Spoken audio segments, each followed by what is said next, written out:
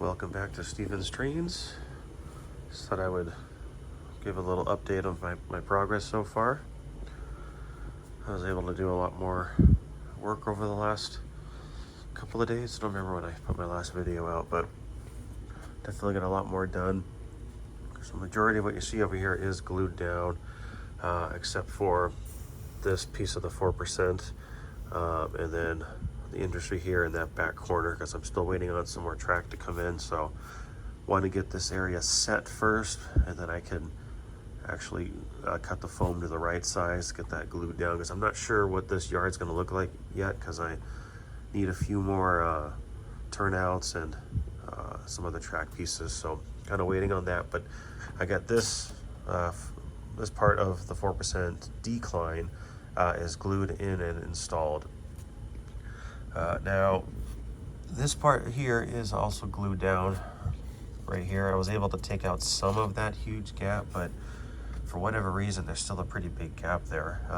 When I was pulling this out, I did see that there was some stuff stuck underneath it, which did help, but for whatever reason there's still a gap. I did take some photos while I was working on this that I will share at the end, so you can just kind of see how I put the majority of this together. So I'll put that at the end. This piece of the tunnel is just, this cap here is just resting in place for now. I'm not quite sure how I'm going to cut it yet. I think I'm going to cut this piece out here, but you know, that's to be determined later. And I might cut this maybe at this seam here all the way across. That way I can glue this piece down, but leave this so I can take it on and off. So when I'm doing like some of this scenery or whatnot, I can get in here painted. Might put down some ballast and some ground cover or whatnot, so that way I can get into the tunnel, get that kind of done up easily, and then I can glue this down once underneath is done. Is kind of my plan. I was able to run a little bit of wiring. I ended up picking up a nice long 1/2-inch drill bit, so I can get through all this foam and whatever wood is hiding underneath. So I can show you that. I just ran a couple of the power lines, or the feeder wires. So I got, where is it? I got this feeder wire in for the freight line, and this feeder line in for the freight line. And I just have it kind of resting down here for now. I'm not quite sure of my placement yet. I know I'm gonna have 3 of these Kato controllers somewhere along the face of this layout, so I'm not quite sure where it's gonna lie, but that is my plan. So I figured I'll show you the train running around again, with now that I have some more track down. And this is just temporary. I just put up a little bit of spare foam that I had on areas where it's right at the edge of the layout, just for a little added protection. So, but anyway, let me run this around while I'm chatting here.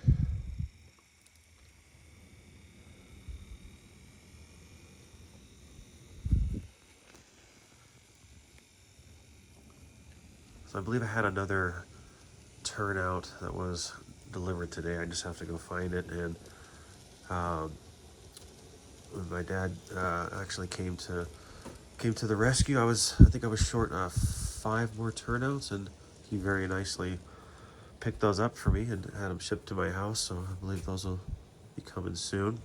He also sent me this part of the train station that I could test out.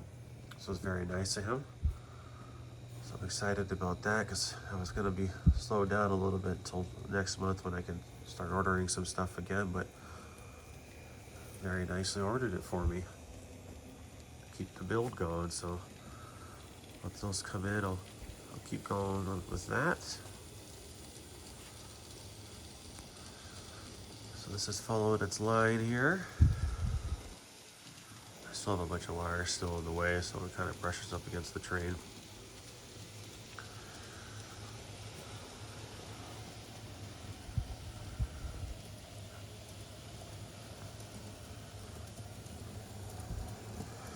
I've been cutting out this section here, so you might hear it rub a little bit. Let's see if it does. Yep. Oh, yep. So I need to trim a little bit more there, obviously. This turn, let me show you the tunnel. There we go.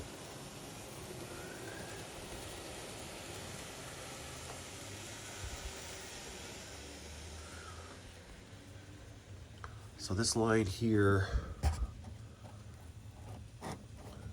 I just need a little bit more room. It was a little tighter than I had wanted it to be. So I did, if you can see, I did cut out quite a bit. Oh, hold on. Gotta switch the turnout there. There you go.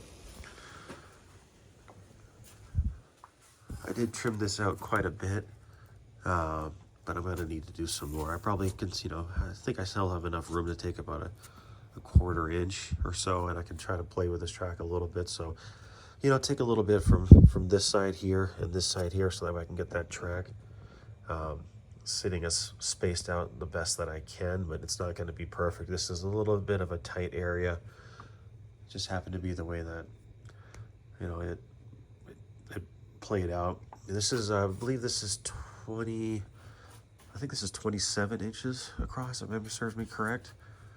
So trying to put trying to have 2 tracks complete a full turn here is eating up a lot of the space. So, but it's working. I'll take it.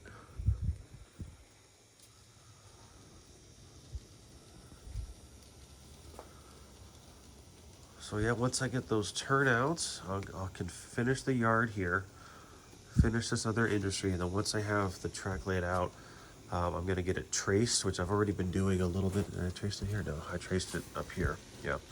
So I can get it traced out a little bit, and then I can start painting all this brown and drilling out all the holes. And then once I do that, I'm planning on, I bought a low temp hot glue gun. So I'm going to secure this track in the majority of the place, but not its entirety. So my mentality for that is this layout here is kind of my test bed, if you will, since it is DC. So I'm just I'm using this to kind of cut my teeth and come to the rescue again. Yep. Gotta trim that. Using this to kind of cut my teeth to learn how to do some of the balancing, some of the ballast, as well as doing some of the scenery. So I'm going to kind of cut my teeth on this, see how that goes, and then, maybe a few years from now, or maybe sooner if I so choose, I may take this layout down, reuse this track, and maybe gear up for DCC. So, as I don't want to waste any of this track, so that's why I might not secure it completely down to the foam, but obviously I'm going to secure it in quite a bit of the turns, the turnouts. I'm going to get it so it's mostly secure, but my goal is to be able to salvage it. So I'm not going to do a full ballast on it.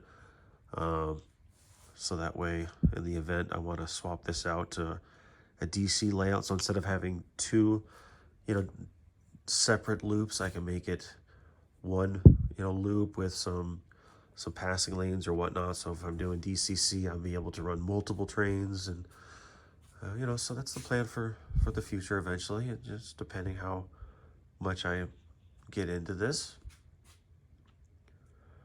But I figured I can, like I said, use this to cut my teeth on everything, kind of my test bed. So if I screw it up, I'll learn on this one, and it's already seen some things that I would definitely do different on a new layout. Like I wouldn't try to leave an area this thin for one piece of track, but it works for this purpose.